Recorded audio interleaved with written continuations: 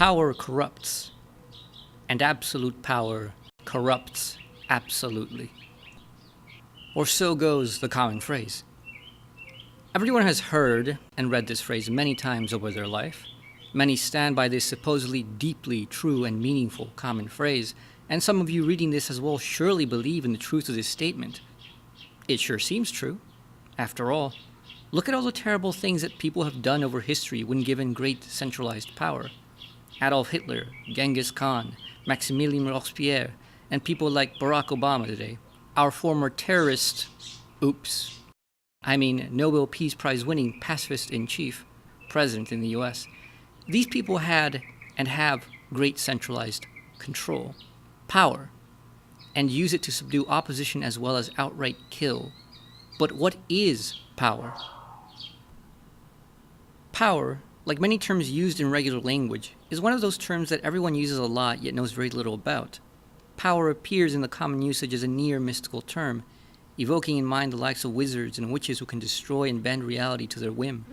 We say of such fantastic imaginary beings that they are powerful, full of power.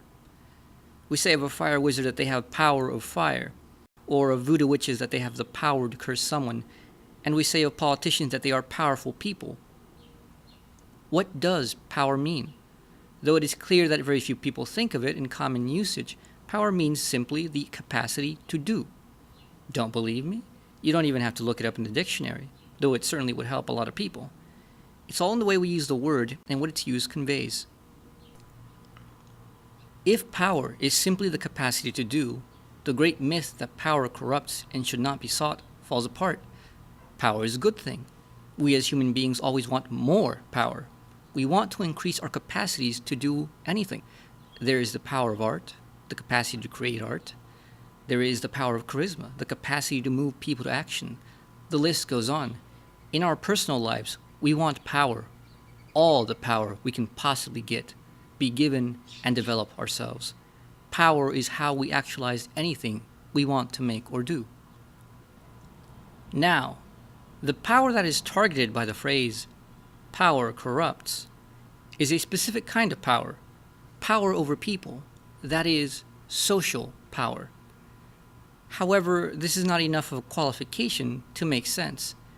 People like Martin Luther King Jr., Mahatma Gandhi, and Vladimir Lenin all had this kind of power, and in great quantity. Yet, we generally look upon these people with some kind of reverence. So, to make sense of the phrase, it is also necessary to make a qualification that a specific use of social power is what is being referred to. Social power through negative force of violence of some form, or fear of something else induced to make people cede to one's power. Here, people generally lump Hitler and Stalin as proof of the phrase, though this is done with mental abstraction from real determinate differences between these two. So now that it's clarified what the phrase refers to and very vaguely really wants to say, does it hold true? No. Martin Luther King Jr., at the height of his place in the civil rights movement in the US, could have called for a revolution of blacks and would have gotten it had he done so. Likewise, Gandhi could have called upon the Indians he had influence over and called for the violent overthrow of the British and would have gotten it. In the case of Lenin, well, we know what he did. These individuals had great power, yet we generally, except for anarchists who hate Lenin, think they did not abuse their power. Now, suppose that the structures of power are staffed by a vile and rotten bunch, such as the Democratic Party in the US, or conservatives, or Republicans. Well, in that case, tapping into that power would indeed commit one to be just as rotten as they are. Perhaps not directly, but certainly indirectly, insofar as one aids in maintaining that party as a whole. Can we not then say that such structures are corrupting? Well, if by corrupt you mean incentivize those willing to be corrupt to actually be corrupt because, hey, why not? Then sure, I agree. Structures of power where the corrupt can easily be openly corrupt are definitely magnets for people susceptible to being corrupted. But if it is the case that these people are open to corruption, is it anything meaningful to say that they are corrupted when this is just what they are willing to do to achieve their personal ends? Is it even coherent to say the structure of power, which is full of said people, is itself corrupt? Corruption starts looking less likely, and the fact that this is what these structures and people really are and do begins to seem far more likely. Power corrupts, and absolute power corrupts absolutely, is false.